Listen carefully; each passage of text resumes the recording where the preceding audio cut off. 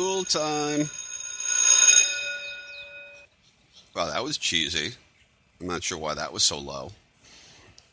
Anyway, so today is April 1st, although I'm posting this April 2nd of 2017.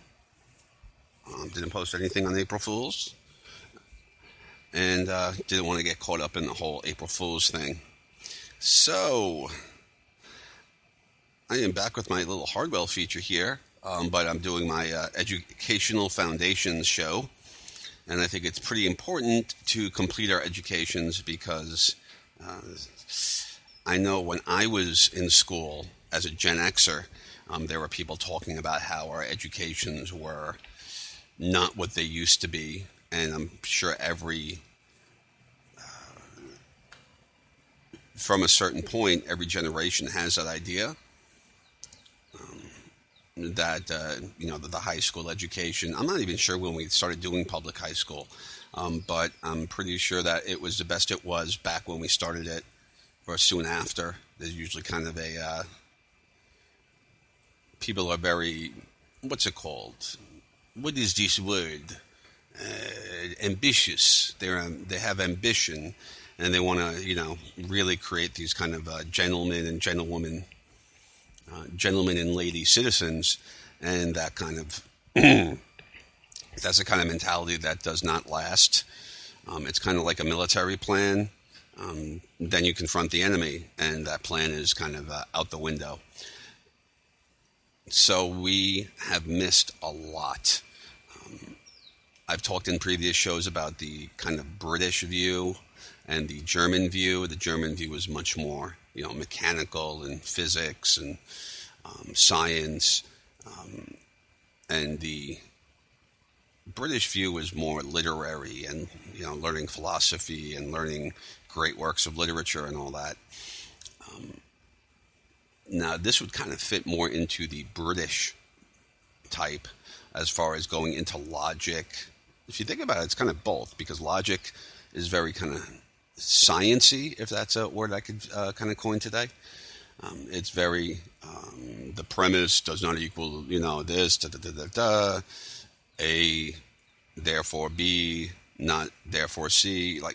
There's a kind of I wouldn't call it a pseudoscience. It's just a level of science that's not as, I hate to use the word girth, like girthy.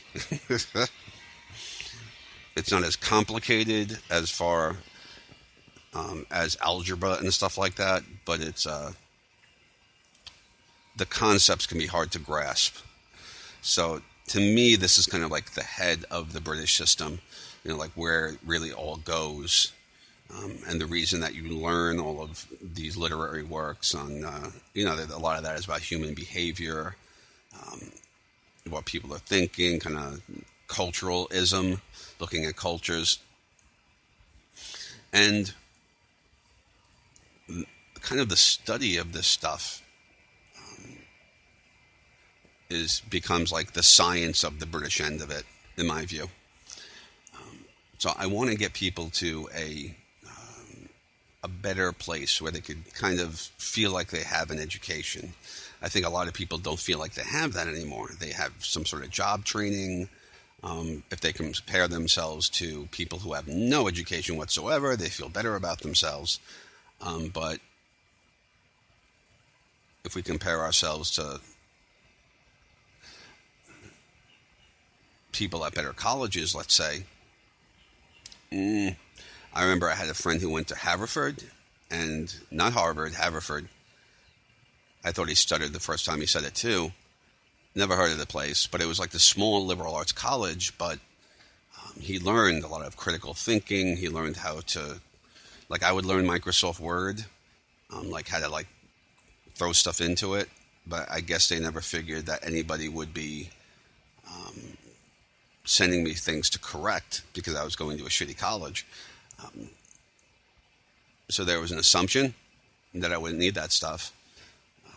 But my friend who went to Haverford, he knew how to get the red lines through everything and make suggestions and do subscript and superscript.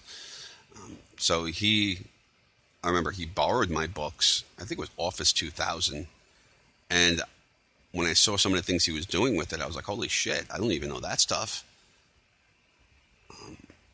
I never really went through the books. We just, I remember a lot in my college, we just kind of like go into like certain parts of it. That's an indication that you have a really shitty college. They're not even kind of covering the whole book, even lightly. They're skipping around.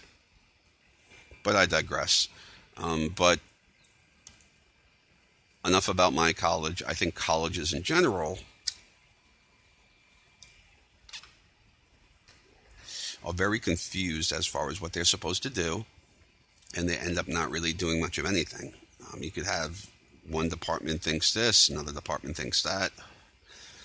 The student government thinks this. There's all these people that can have these wildly different kind of views of it and what the college is there for. And it's kind of a mess. And like I said, the battle plan does not survive first contact with the enemy. It never really does. But it's better than not having a plan at all. And that's what we're getting to. Now, there are some kind of basic things that I think people need to know in life, and that's where I'm going to go over in all of these educational foundation shows. Although I hope I could figure out a better name than just foundations. At least it's simple, but it's not really telling people what it is. There are a lot of things that I kind of learned along the way in my, couple of decades since college.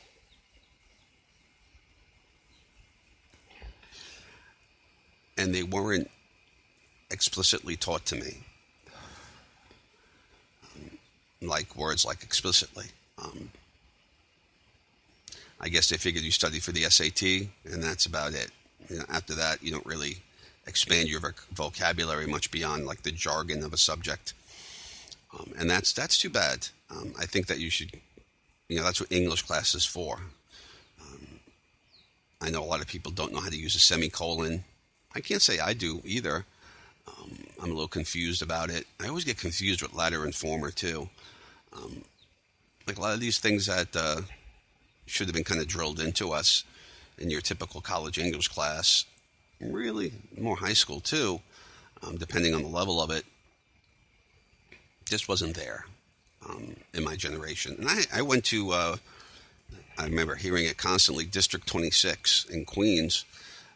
So I went to one of the most gifted areas. A lot of kids had like that 99 percentile, 90 plus percentile. Depending on the type of test, they would score it differently.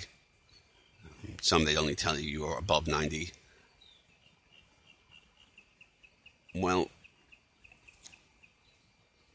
the standards must have been, because I don't think I'm a super genius. So there was something wrong with the standards there. And I often wonder. But anyway, so what are some of the things that we have to know? Here's a really basic one, and I'm gonna have like 6 or 7 phrases that I'm going to go into that are from logic and also from law. You're going to hear a bit of Latin, but it's, I'll always use the English too. I don't think there's anything. Yeah, they all have some sort of English equivalent, so that's good. And I'm going to probably do, sprinkle these fallacies throughout. I'd love to kind of put them into current events, but we'll see. And in a way, I'm kind of refreshing my mind too. So maybe after I do a couple of these shows, I'll be, that's more of this. I could start kind of, especially when I do video, which is going to be on VidMe, by the way. Not all of them are going to be on YouTube. I really want to kind of move over to VidMe. And it depends. I'm having some technical difficulties. I can't seem to make a video with my phone over 40 seconds. So we'll see how that works out. But I'm going to go into kind of some phrases that are used in something what's called fallacies. Fallacies are the kind of logical errors that people make in their arguments or they do it on purpose in order to, use the art of rhetoric to kind of trick people. And that's I'm going to go into after I go into what's called conflict of interest. A lot of people discount conflict of interest as having any meaning, but it used to be very important in the political stage. Now we just don't care. And there's actually a phrase or two that are coming that have something to do with that. But there's kind of inherent conflict of interest with media. Remember, media survives on advertising, unless we're talking about more of a PBS. Then it's kind of partly advertising, partly this, partly that. So it's a more complicated non-for-profit model. But your basic for-profit media is something that will always inherently have advertisers. And because of that, it can't really go against the interest of its advertisers. It depends. Like, let's say they have a small advertiser and, Bob's unfinished furniture, right? And it's just like one store, and, they put up ads, local ads in one market every once in a while. Probably not so important if they went out of business or anything happened or they made a big complaint. You're probably not going to care that much if you lose Bob's Unpainted Furniture, the single store. You might care if you lose McDonald's, though. That's in every market and does a lot of advertising and pays a lot of money. So there's going to be kind of these grades of conflict of interest as far as this kind of innate part of advertising that goes on with any sort of media. It's always been a disappointment of mine that we never figured out some better way of doing these things. It seems that anytime you set up a corporation, you're going to have conflicts of interest. So you really need to have some businesses or some news providers that are kind of outside of that system. I don't know how to do that, but that's the goal, right? You want that to be independent of the government, but also independent of advertisers in some way.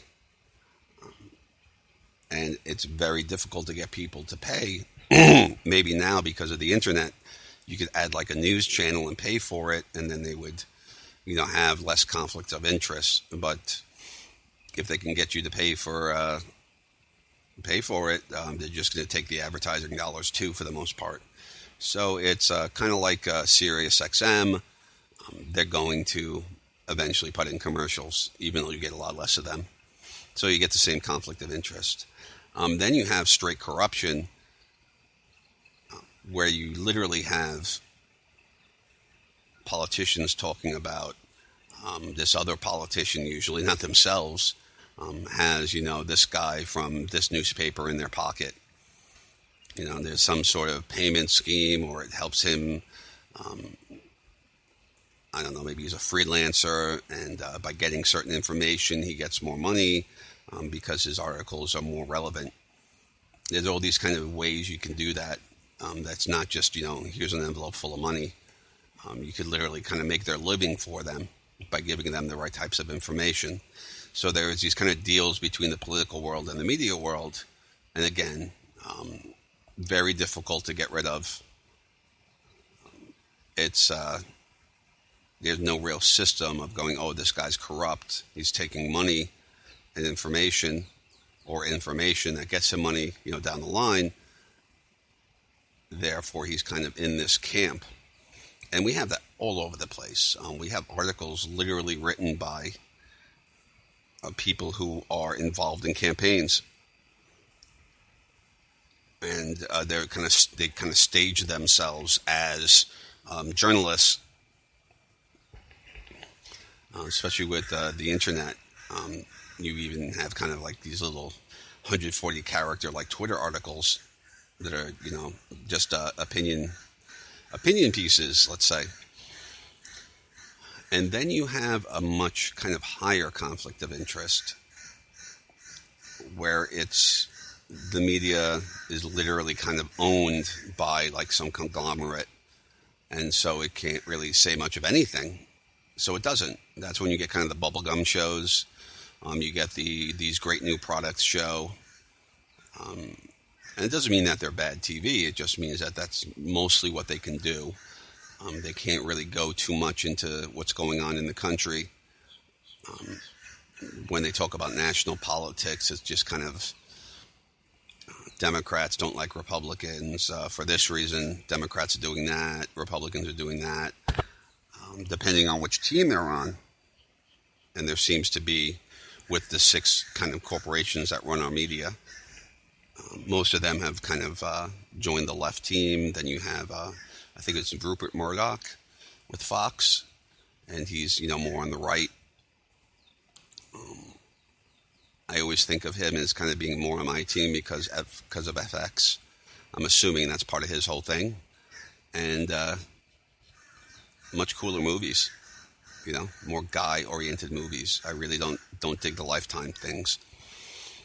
So we have this conflict of interest where we literally have the media companies tied into all these other companies as kind of like a co-subsidiary, and then they have this like bigger parent company above it, like GE. I think NBC is owned by GE, and of course GE owns God knows what. It's huge. One of the kind of conflicts could be you just own stock in something, right? But the bigger thing and the more kind of systemic is other companies owning it, and effectively their advertisers owning it, and the kind of less ethical journalists doing what other people want for whatever reason, for straight money or for information. Well, those are some very big problems. You kind of have to litigate that away, and it's hard to do that when the only voters in this country are the corporations. So the only people who get listened to, the only constituency that gets listened to are these corporations. So they're not going to give up control of the media like that.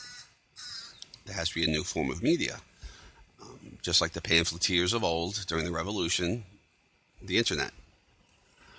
We have a new form, and that can become something different, but it's going to have to be kind of planned. So that's kind of my thing on conflict of interest. I think I laid out the certain types that are going on with the media right now. Now, when it comes to people talking and actually kind of making their cases on the media, that's when we come into the fallacies, especially when we're talking opinion pieces. But, of course, opinion pieces and straight news are really mixed right now. So none of us really know at all times. We get these little hints. Oh, and this person works for the Hillary campaign or the Trump campaign or Bernie Sanders. We get these hints, and really it's just telling us to turn off our brain because it's not really going to be anything. It's all going to be BS.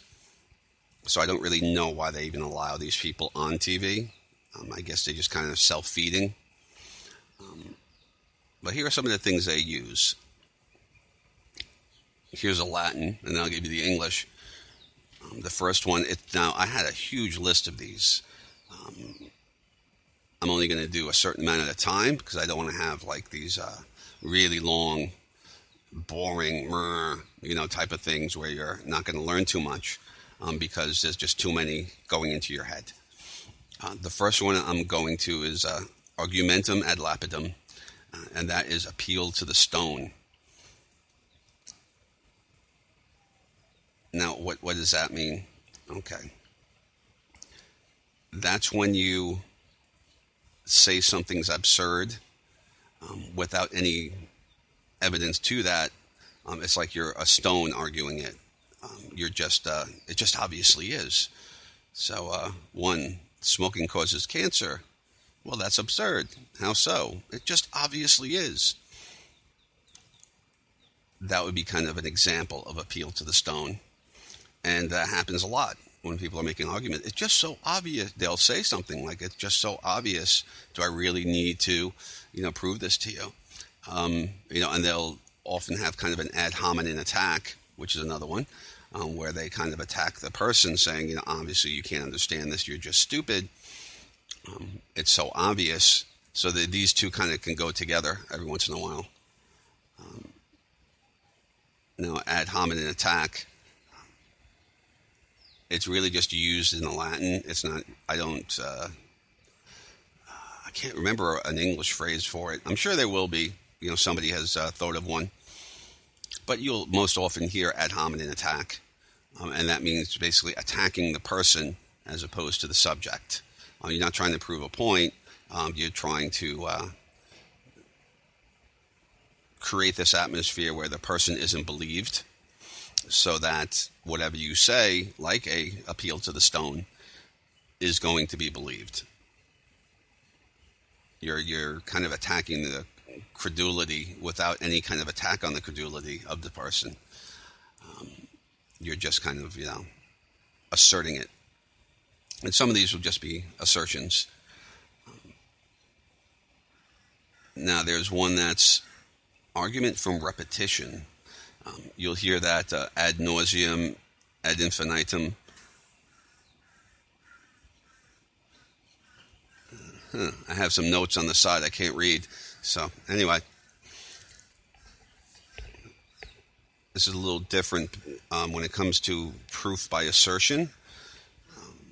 And so these two kind of go together.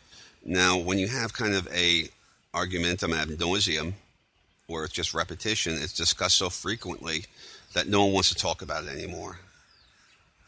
It's a way to bury the subject, right? You just talk about it and talk about it and talk about it, and then everybody's so sick of talking about it and it goes nowhere. And then you see it on TV on the evening news and you skip it. It gets to that point.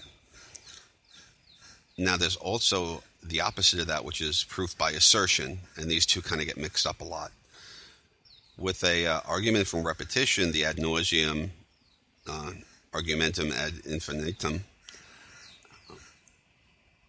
when you use that, you're looking to really kind of bury something. Now, when you have a proof by assertion, you're looking to kind of repeat it so often that people will just take it for granted that it's true and not really know why it's true. If you ask them, they'll have no idea, but they believe it because it's just on TV. So this is kind of a recent thing, would be the whole Russia thing, where they repeat that, Russia, the 17, intelligence agencies have told us, and they'll repeat this over and over again, that Russia interfered in the election. They won't go into any details about it. They'll just say, it's classified. I've seen the proof, though. Russia interfered in some way. And so we believe it because they keep saying it. These people who run intelligence agencies are saying it and repeating it and repeating it. But then we don't even know what they're really talking about. I might get into that subject in an entire other show, the whole kind of Russia trick. And I'm not saying that because I'm some sort of crazy leftist communist and I want to, back up Russia. I do not work for anybody but me. I'm much more attracted to the model of let's get some news, as a subscriber. I don't want to get paid by advertisers or third parties. Anyway, so that's kind of my belief, one of my principal beliefs. So I could see where these two would kind of get confused. In one, they're trying to bury it, which is argument from repetition. And in the other one, they're trying to kind of insert it into the minds of everybody as true. And that's why they repeat it. And at both times, they're, repeating and repeating and repeating. But they do it for different reasons. Now, what else we got? Petitio Principii. I think I actually got that somewhat correct. That's begging the question. Now, the kind of technical, the definitions I see of a lot of these are based on kind of the logical arguments where you have a premise and a conclusion. So now that doesn't mean that much to anybody. So I'll always kind of follow that up with something a little bit more in layman's terms. So what's the definition that you have all over the place would be providing, and this is begging the question, providing the conclusion of an argument as a premise. What the hell does that mean? Here's an example. The belief in God is obviously universal. After all, everyone believes in God. Kind of circular, isn't it? You're kind of assuming the conclusion. And it's also part of circular reasoning, which you'll hear a lot. Circulus in demonstrando. When the reasoner begins with what they are trying to end up with. Here's another example. The Bible says it has no errors. Whatever the Bible says is true, therefore the Bible has no errors. That's a bit more circular than begging the question, if you understand what I mean.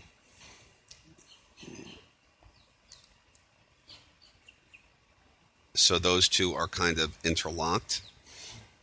And then we have another one called shifting the burden of proof that I see a lot. Somebody makes a claim, and then they say that you have to prove that it's false. And a very easy way to kind of shut that down is, wait, you have the burden of proof. You made the claim. So it's actually a really easy one to go against. It's a very, just simply spit out, you made the claim. You have the burden of proof. I do not. And as more people learn about these kind of things, it'll become more automatic. I hope I didn't just put out something that can be used for evil. One of the examples I've seen is there's a claim, someone claims, the reasoner, they often call them, that a pink elephant is at this very moment in orbit around the sun. Now, you can't prove that it's wrong, so it must be true. So they take the lack of being able to prove it wrong as proof of its truth, which is pretty ridiculous if you think about it that way. But most people hear these things and they don't, they're not familiar with a lot of these concepts. Something like shifting the burden of proof is kind of a legal concept, and a lot of us just kind of refer to that as legalese, but we don't realize that it kind of applies to real life. And when somebody's making an argument that you can't prove wrong, doesn't mean that they're right. Now, one of the big ones that you learn in kind of any kind of science class, and always in statistics, I would hope. I hope our educational system isn't that bad yet, is something about correlation and causation, correlation/causation. And the fallacy is that correlation somehow proves causation. What the hell does that mean? Okay. As counties build more libraries, there tends to be more crimes. Like a raw number of crimes. Does that mean that libraries cause crime? No. It means that as counties build more libraries, they're building them because the populations are going up. And the higher populations tend to have a raw amount of crimes are going to be higher too. Now, one of the things that you'll kind of be tricked by is you'll assume they mean crime rates. We found a correlation between building libraries and crime rates because it's like a common phrase and you kind of glaze over it. they'll say crime, you'll assume crime rates. It's like an internal assumption in your head. And that's not what they said. That's not what those sentences said. They mentioned nothing about crime rates. They talked about raw crime. But if you just use the word crime, it's ambiguous. So now you could have, do they mean crime rates or do they mean raw amount of crime? Now I'm kind of using one example of something that's much better at, talking about correlation and causation, to talk about kind of ambiguous statements that are made, and we don't always catch it. So you have to kind of think about it when people are talking, and you will when you learn about these things. I definitely suggest kind of Googling and maybe YouTubing.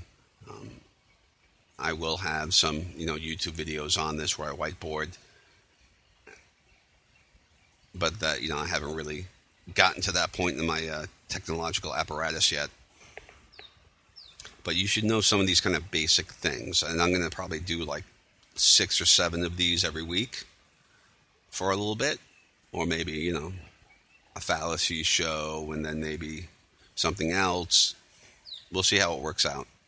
But I definitely want to make sure that people know what's going on, and they can't really know that if they are tricked by every fallacy in the book. You hear it sometimes where people mention some of these terms and you don't know what they really mean, so you kind of have to throw your hands up. Thank God we have phones now. You can just kind of, what is a straw man? You can kind of throw that into Google Voice, and you'll actually get an answer where they'll talk back to you. You won't understand the answer, but you'll get it.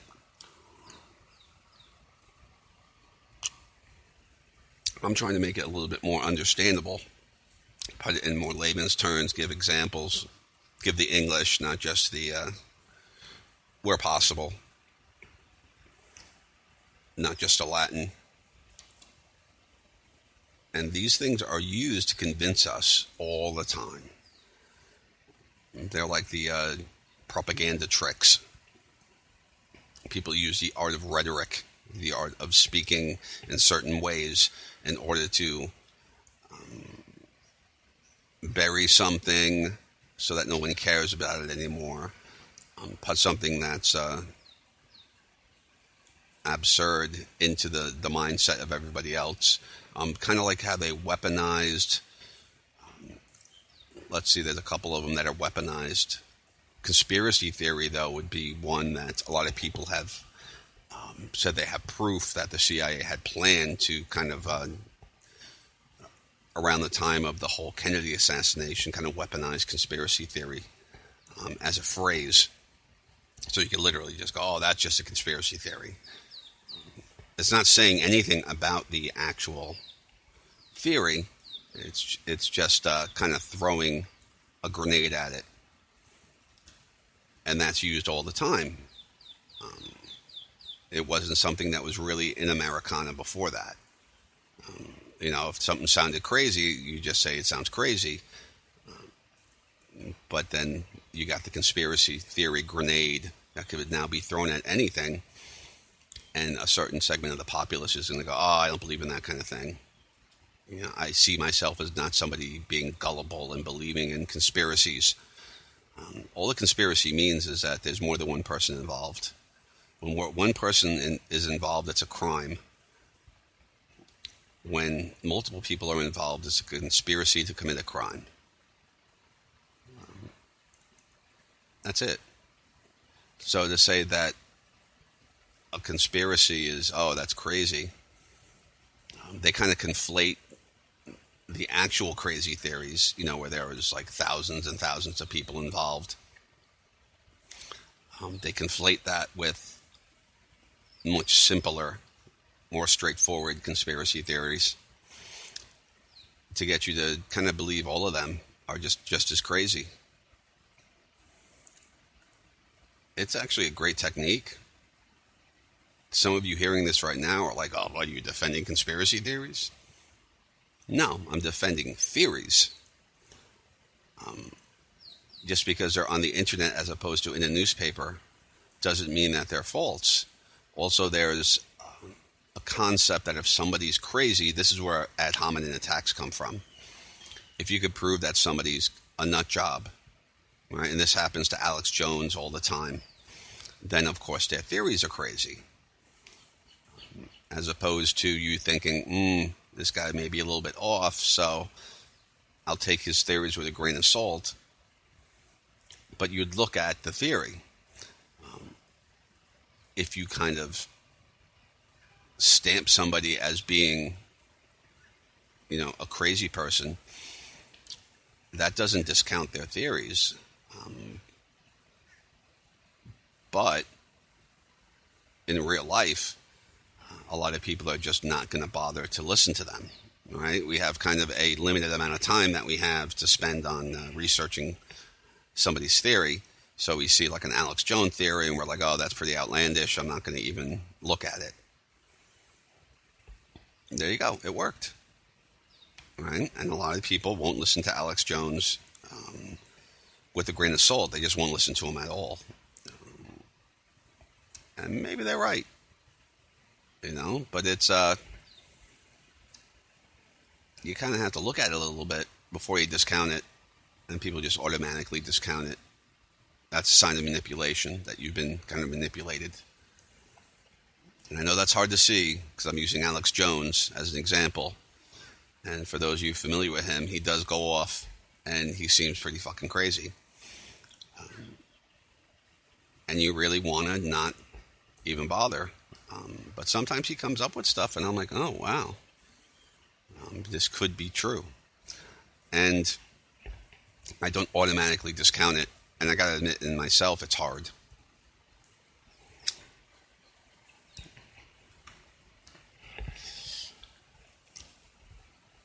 And you'll notice that as you learn some of these, that it's kind of hard to put them into practice. It's kind of hard to look at what somebody's saying and not want to believe them or not want to disbelieve them, based more on the propaganda of it as opposed to the actual argument. Because you don't want to listen to that intently. You don't want to spend your time with that. Everybody wants to be right, but they don't want to work at being right. They don't want to do the research. And that's kind of a common human trait. Unless it's kind of your business or you're involved in some way, people don't really want to worry about what's going on. And so that's why we kind of worry when it's too late. Anyway, so those are some of the basics of fallacies and some of the basics of a little bit legal, like conflict of interest, shifting the burden of proof. And those are things that when I talk about we need to know law, that's what I'm talking about. Those are the things we need to know. These kind of legal concepts. Let the lawyers say, oh, in this case, this Supreme Court case in 1937, this justice voted this way. Let the legal people go in with that, right? If you want to go to, law school, you can learn all that stuff. Get all those books. Spend your time in those libraries. But if you just want to kind of function in society, you need to know the concepts that are involved. And when you do see that legalese, hopefully it'll make it a little easier. Lawyers tend to think that everybody else is a lawyer, because mostly what they're doing is they're dealing with other lawyers. And it gets to a point where the jargon and the legalese becomes kind of a different language because a different group of people speaking it. It gets removed from our kind of, like average lexicon. So it's really valuable to know these things. I'm going to have some books up on my website when I kind of get that all together. Again, technical difficulties, because I don't want to pay for it. That's a technical difficulty. Or pay as little as possible. And I want to put up like a little Amazon store with some of the books that have helped me. and then you could kind of go back to those books and have them as more of a resource hanging around the house. And that's kind of where I'm going with this. And I hope that with my shows I can kind of help people kind of complete their education, because the point of education is to function in society. And if it's not helping you do that, if it's just kind of giving you a shot at a job that may or may not exist anymore, especially nowadays, with jobs kind of disappearing and new jobs being created that you may or may not be trained for, it's you want to have that kind of you're not even getting rid of the job training a lot of the time, especially in liberal arts colleges, or like I said, in job training for jobs that may not exist. So it's a good idea to just kind of be able to function, to kind of understand what's going on, and it'll help you get retrained for whatever else. So that's kind of my point with this. And I look forward to any interactions, and I'm going to have more of these shows as far as fallacies, because there's a whole bunch of them that I think every person should really know.